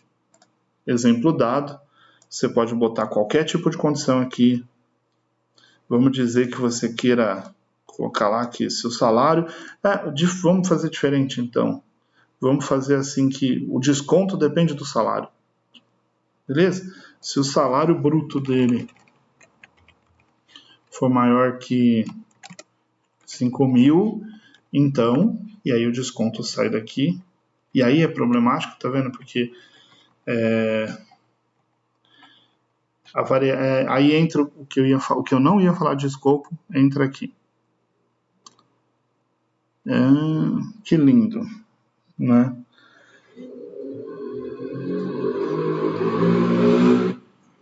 Agora eu acho que eu não vou falar de escopo, não. Eu vou fazer uma coisa aqui, mas provavelmente vocês não vão fazer isso.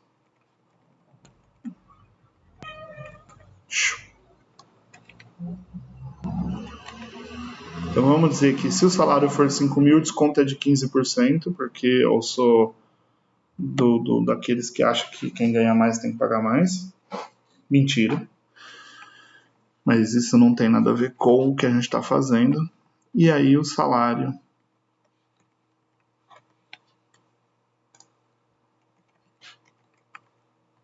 Nossa, por que eu dei Ctrl X? Tá. E aqui vamos imprimir aqui salário. E aí eu vou aproveitar para falar de escopo. Eu não ia falar de escopo, mas eu vou falar de escopo. porque vocês merecem. Vamos rodar? O que vai acontecer? Salário 2.304. Eu não sei em qual deles caiu, porque eu não sei, dá 1.600, né? Não, 16.660. Vamos botar um console log aqui, salário bruto, para ver? Viu por que é bom você ter variáveis antes? Salário bruto 2.560, 2.304. Ou seja, eu caí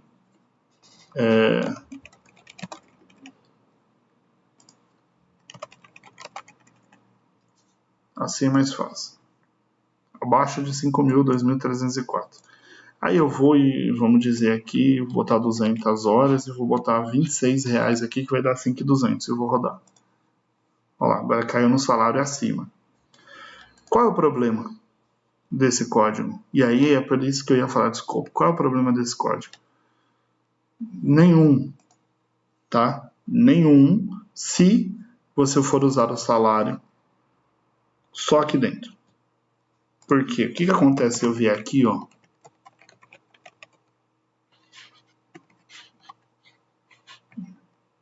Imprimir salário.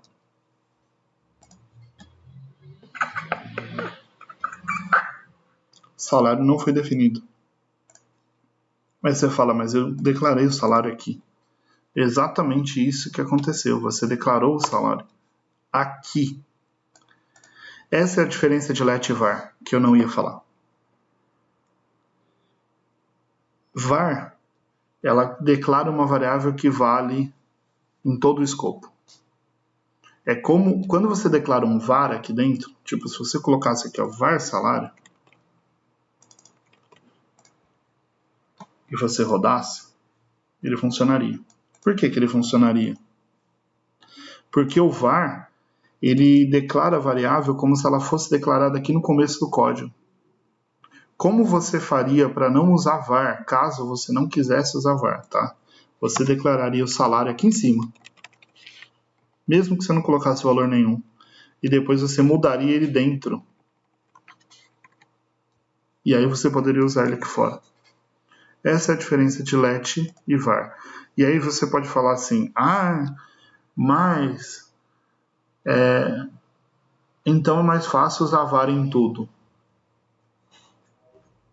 Olha, antigamente se usava var em tudo, não existia let. Só existia var. E vou te falar que é o tipo de coisa que dá mais merda no seu código, é você usar var.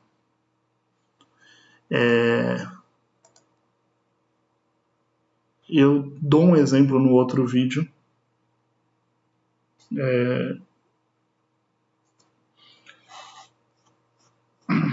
Eu nem sei se eu vou dar esse exemplo aqui, porque eu invadiria uma outra área. Eu vou dar esse exemplo depois. Mas assim, o fato de você usar let aqui dentro protege a variável protege as variáveis externas, tá?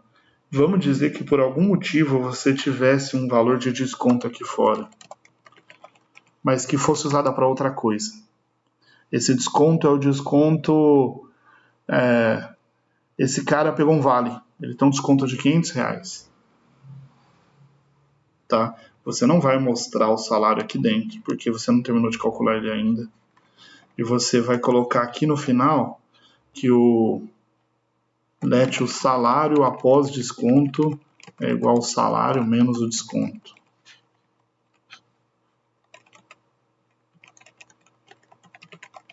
E você vai rodar aqui. Tá vendo? Você tinha o bruto.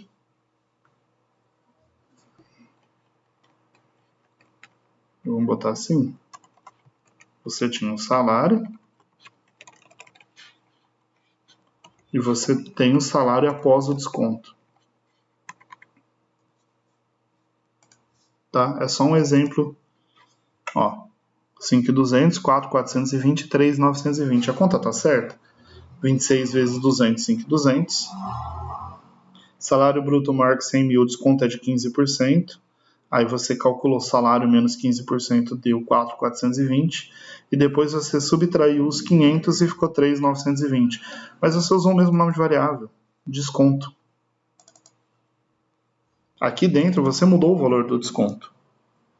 Se você tivesse colocado isso aqui, por exemplo, como var, estaria errado o seu código.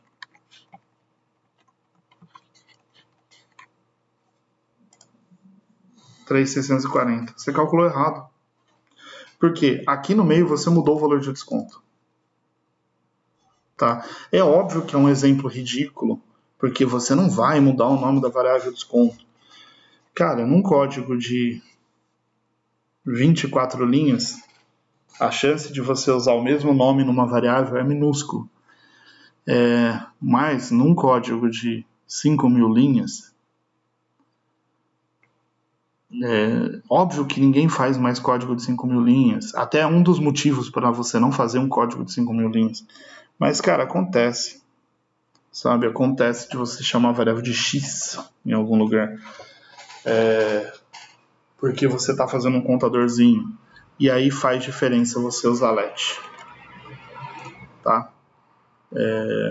O let diz que a variável só existe aqui dentro. Você criou uma nova variável desconto que só funciona aqui dentro. Você criou uma outra variável desconto que só funciona aqui dentro. E quando terminar esse bloco, a variável desconto anterior continua funcionando, porque o escopo dela é de fora.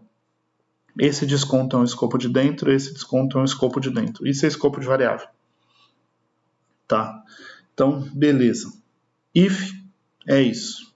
If, else. Essa é a primeira condicional, a mais usada.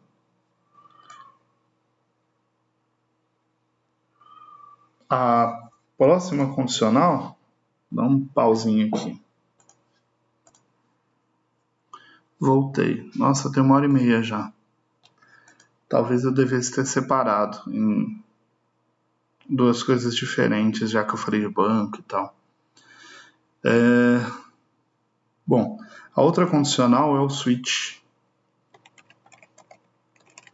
O switch, ele é um... Vamos dizer que eu tivesse aqui um if. Né? O if tem um else if também, que na realidade não é um outro comando. É como se você juntasse um monte de if. Tá? Na prática, é como se você juntasse um monte de if. Eu vou tirar os parênteses, mas vamos colocar aqui que tivesse aqui um cargo igual, sei lá, diretor. Então vamos colocar aqui que, de acordo com o cargo, o cara tem um valor de...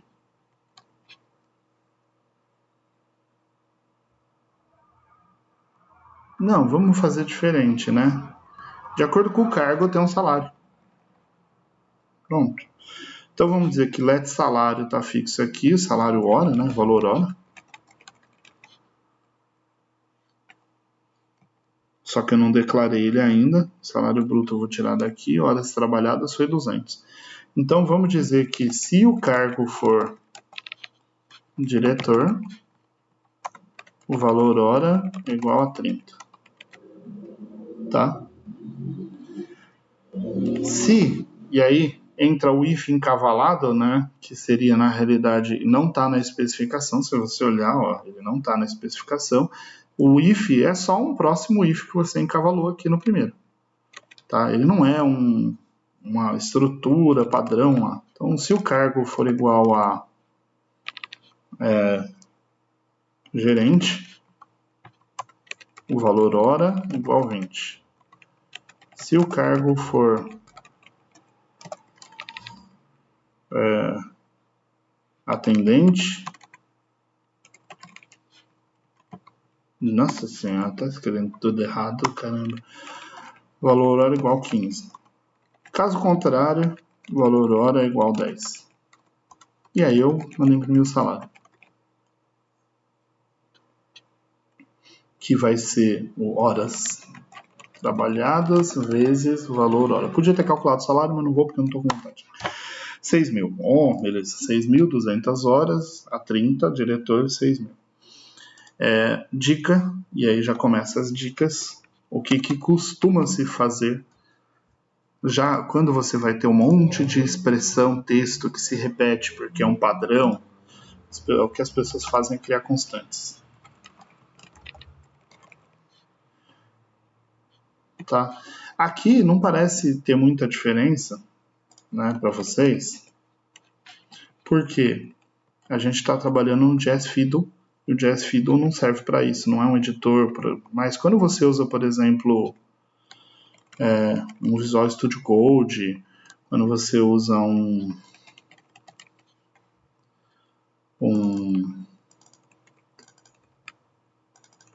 outros, tá, programas de edição, eles vão identificar essas constantes e você não vai precisar escrevê-las e copiá-las manualmente, que nem eu estou fazendo aqui. Assim que você começar a digitar, o Visual Studio Code, por exemplo, te oferece a opção de você completar.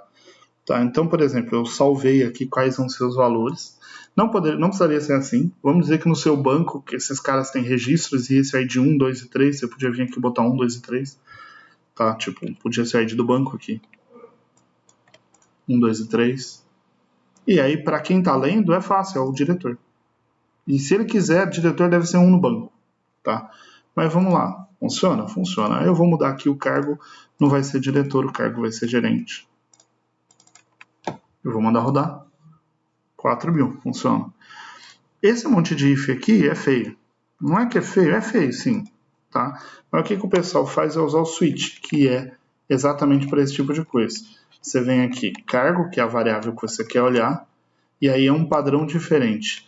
Case, quando for diretor, 2 pontos, sim, é diferente. Valor hora igual 30. Break, para dizer que eu terminei. Tá? Eu vou explicar melhor isso quando for gerente, porque nesse caso aqui tá parecendo que ficou até maior. Então você vai falar para mim, mas vale a pena você fazer tudo isso só para ficar uma outra organização? Eu nunca lembro aqui no Switch se é Otherwise ou se é Default. Eu acho que é Default.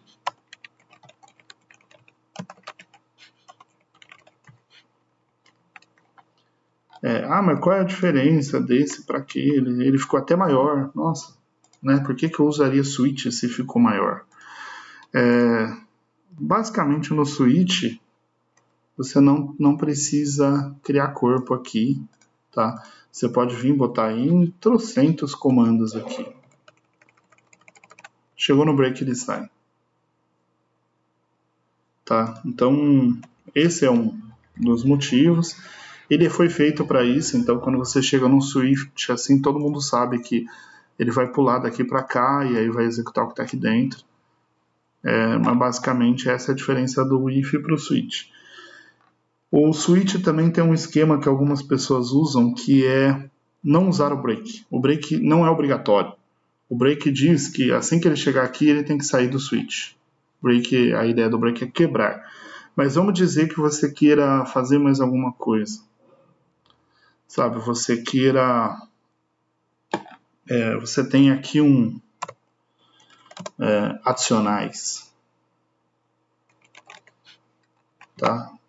Adicionais igual 0 aqui. E aí você quer que seja ao contrário, vamos dizer que não tem o default, tá? Você vai lá e bota aqui atendente aqui, o valor hora é 15. Tá? Mas eu não vou pôr o break. Não, eu vou pôr o break sim.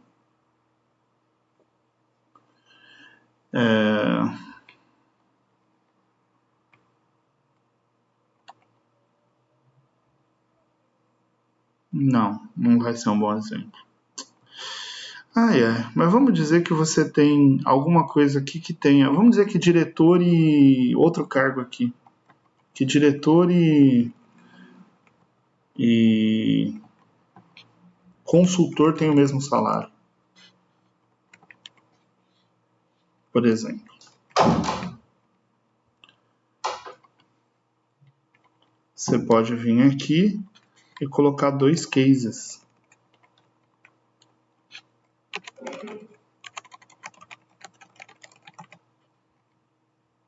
Tá? Nesse caso, ele vai cair nesse bloco independente de ser consultor ou diretor. Tá?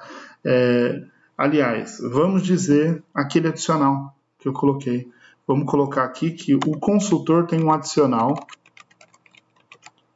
de R$1.000.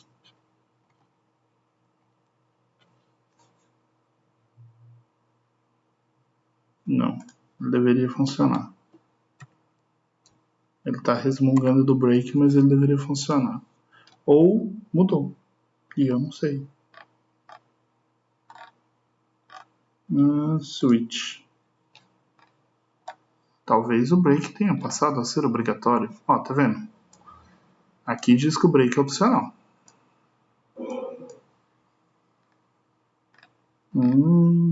Break. A instrução associada em cada case garante que o programa saia da condicional. Tá vendo? Aqui está dizendo que o break é opcional. Então talvez o JS-Fiddle esteja errado e eu esteja certo. Mas JS-Fiddle tanto que ele não deu erro. Mas vamos botar aqui, vamos botar para mostrar o adicional. Tá? Então eu sou aqui um diretor, ou não, e eu escrevi errado? Adicionais. Ele não foi definido aqui dentro, porque eu não sou consultor. Ó, 0. Agora vamos mudar aqui o cargo para consultor para ver o que acontece. Roda. 6.000 e 1.000. Então, por exemplo, nesse caso aqui eu coloquei uma regra que vale para consultor, mas eu não saí do break. Então ele vai continuar no case de diretor e vai definir o valor hora. É meio chato de ler aqui, talvez, para algumas pessoas, mas tá aí. Funciona. É assim que deveria funcionar aqui. O JS-Fiddle está errado mesmo. Tá? O break não é obrigatório no case. Mas vocês tomem cuidado para pôr o break quando vocês realmente quiserem um break. Tá? O padrão é ter um break. Você só não põe o break quando você não quer que ele saia do switch. Então esse é o segundo tipo. Dali para frente a gente iria para loop, mas eu acho que se eu fizer um vídeo, se eu continuar esse vídeo, ele vai demorar uma década. Já está em 1h40. Eu vou continuar um pouquinho. Loops. O que é loop? Você quer, por exemplo, imprimir 10 coisas na tela. É um exemplo idiota, mas acontece. Vamos dizer que você está fazendo ali uma tela de demonstração de alguma coisa, você quer colocar 10 itens aleatórios lá só para poder mostrar que tem coisa. Tá? O loop mais comum que a gente usa no JavaScript é o for, que é um loop extremamente mal compreendido. Padrão do for. Eu vou pegar daqui para eu não ficar falando besteira. Inicialização, condição, expressão final. Né? Inicialização, detalhe. Opcional. Tá vendo os colchetes? Isso aqui significa que elas são opcionais. Tá? O que se faz? O que vocês provavelmente vão ver em todos os lugares? Var ou let. Eu uso let. Uma variável aqui. Há trocentos anos atrás, convencionou-se, porque usava-se a primeira letra das variáveis para especificar qual era o tipo de variável. Então, quando você vai fazer uma contagem, o número que você usa é um inteiro, colocava um i na frente das variáveis e aí acabou virando let i. Usa-se muito, e você vai ver muito exemplo de for, em que é literalmente isso. I igual 0. Condição. Eu quero que continue enquanto i for menor que 10. E expressão final. Aqui, normalmente a gente... a expressão final é uma coisa que vai ser executada a cada passagem no loop. tá? Eu vou até fazer uns exemplos aqui para tentar deixar isso didático, mas o que se faz é I++. E aí, uma coisa que eu esqueci de explicar quando eu estava falando de variáveis, lembra que eu falei que você pode fazer let A igual 10? Né? Eu posso somar, que nem eu falei, né? Então, tipo, eu posso mudar o valor de A igual A vezes 30.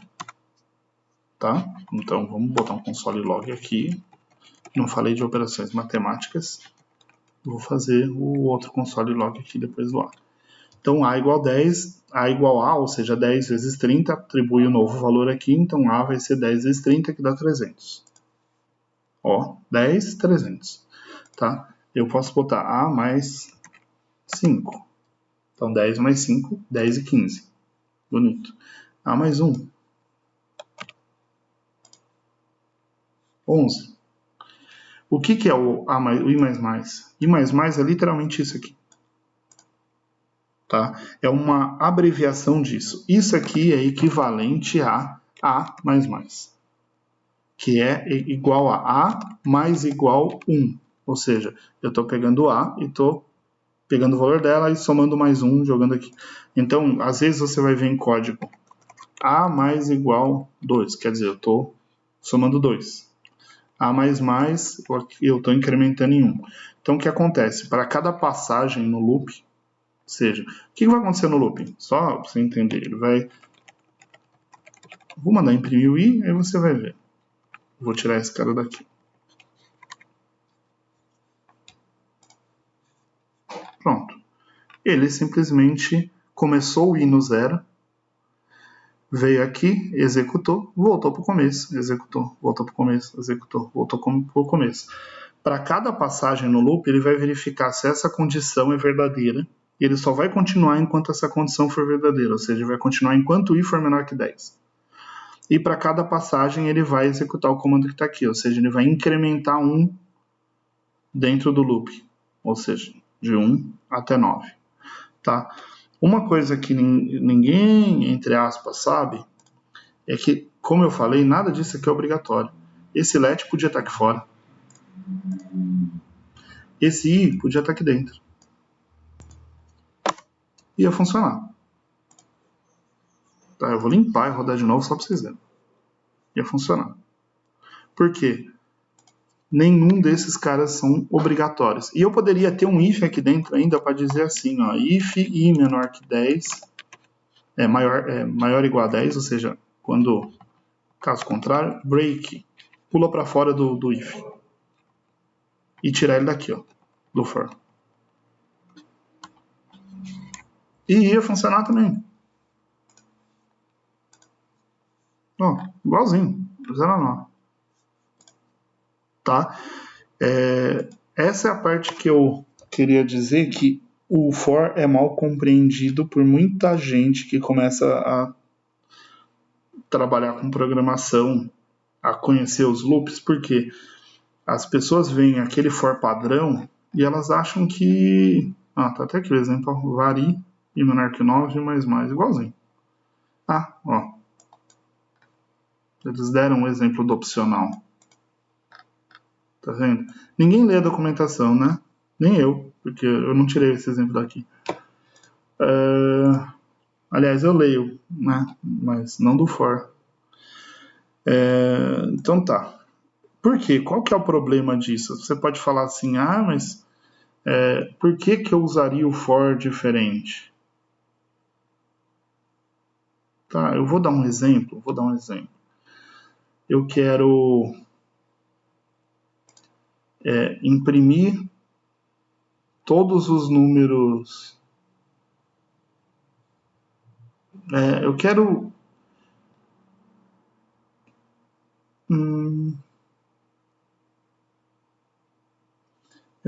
imprimir todos os números ímpares. Não. Eu quero fazer um for pulando de 10 em 10. E eu quero calcular todos os salários. Tá? Eu quero calcular todos os salários possíveis que sejam menores que 10.000, pulando de 10 em 10 por hora, numa base de 100 horas.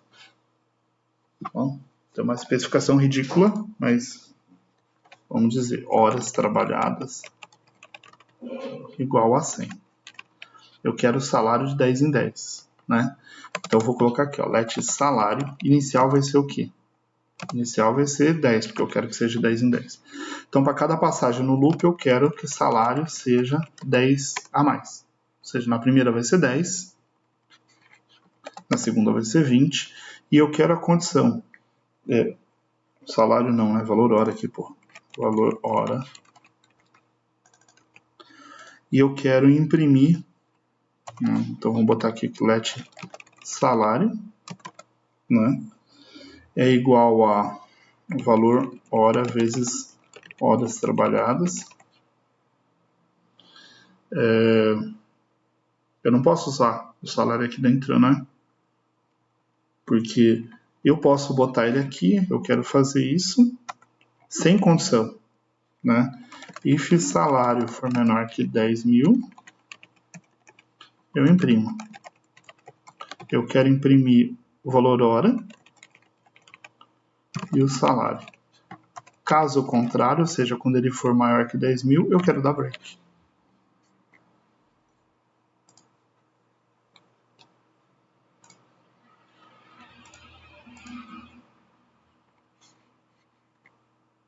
Acho que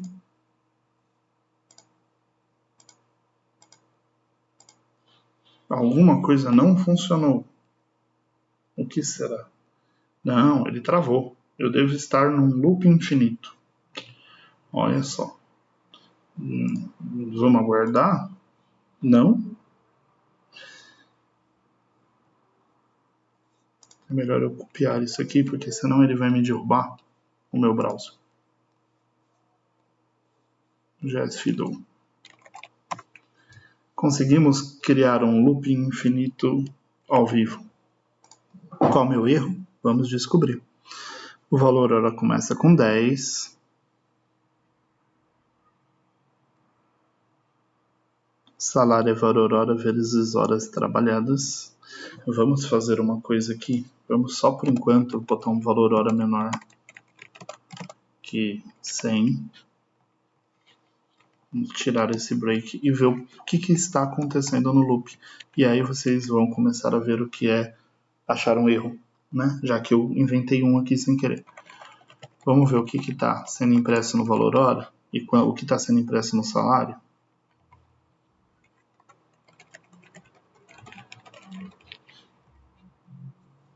Vamos rodar. Agora que eu coloquei uma condicional, ele vai parar o loop. Então vamos ver. Ele entrou aqui. Ele foi até 9.000, tá? Rodou 10.000, 10,1000, ou seja, 10.000, 10,1000. O valor hora aqui, eu coloquei se salário for menor que 10.000, ele imprime, caso contrário, break. Talvez o break não esteja saindo, vamos fazer uma diferença aqui, vamos botar o break de outro jeito. Salário menor que 1.000. Quero ver se o break está funcionando.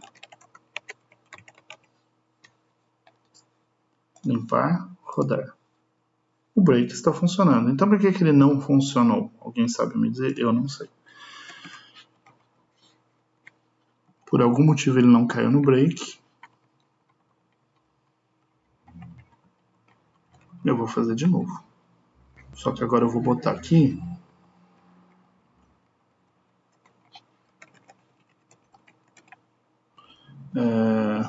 Eu vou botar para mostrar o salário de qualquer forma. Só que aqui no final. Se salário maior que 1.000, sai. Vamos testar. Eu acho que eu não criei um loop infinito. Eu acho que o autossalvar do JS Fiddle tentou rodar o meu programa antes de eu ter terminado. E aí ele estava num loop infinito enquanto eu escrevia. Tá? Vamos só fazer esse teste aqui. Tá vendo? Tá funcionando. Então o que eu fiz? Eu não usei a condicional do if. O meu condicional não é o valor hora. O meu condicional é o salário. Eu quero que pare quando o salário for marque 10 mil. Poderia botar um salário marque 100 mil aqui, rodar, e ele ia fazer agora até 100 mil. Tá? Então esse é um exemplo. Ou, para piorar, eu poderia querer que o valor não subisse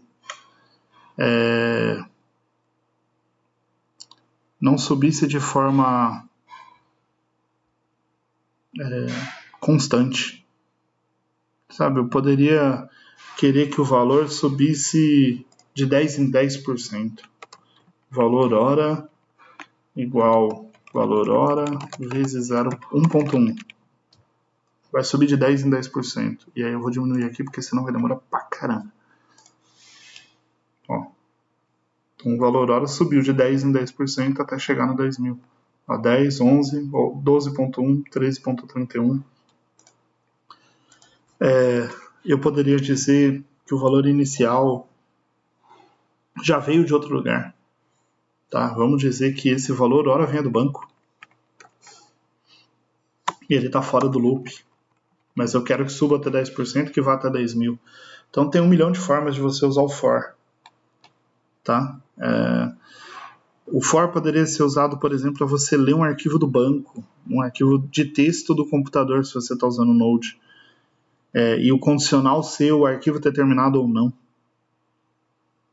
Tá? Então o for ele é extremamente flexível. E você pode usar ele de várias formas. 1h56. Eu vou parar.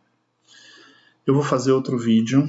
Eu falei aqui sobre um pouquinho de condicional, if, switch, falei do for, falei um pouco sobre modelagem de banco, porque a gente vai usar. Talvez eu devesse ter separado essas coisas, mas não separei. Então vai ficar assim mesmo. Não vou editar o vídeo. Falei um pouco sobre for e sobre o fato do for ser flexível. Lembrem disso, vocês podem mudar tudo dentro do for. Você pode, se bobear, tem um monte de exemplo de for absurdo. Aqui, ó, um exemplo de for que não tem nada a ver com padrão. Tá? Procurando a posição, o offset de um elemento na tela, isso usando HTML. Ou seja, ele pega o nó. Enquanto existir um nó, porque lembra que eu falei que as condições, o verdadeiro ou falso do JavaScript são flexíveis? Então aqui ele usou o fato do objeto existir como condição. E aí ele pegou como interação ele foi incrementando uma variável nLeft que ele marcou fora. Então, ó, o nó, uma ponto offset left, vírgula, porque ele fez mais de uma interação, o top mais offset top, vírgula, o nó é igual ao nó do parente anterior. Ele vai fazer isso enquanto existirem parentes anteriores. Ou seja, quando esse cara aqui, offset parent, for null, esse cara vira false e ele sai do loop. E se vocês olharem, não tem corpo no loop. Ó. Ele botou esse ponto e vírgula aqui porque não tem corpo no loop. É um loop que não tem corpo e as condições são totalmente aleatórias. Tá? Então você pode fazer isso num for. O for é extremamente flexível e se vocês estudarem bastante, dá para fazer muita coisa com ele. Beleza?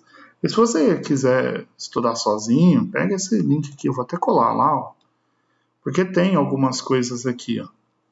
O próprio const que eu falei, o do while, que é um tipo de loop que eu vou falar depois, esses fors, que são fors para você buscar coleções dentro de listas, tá? For off, for in, que aí eu vou falar no próximo vídeo.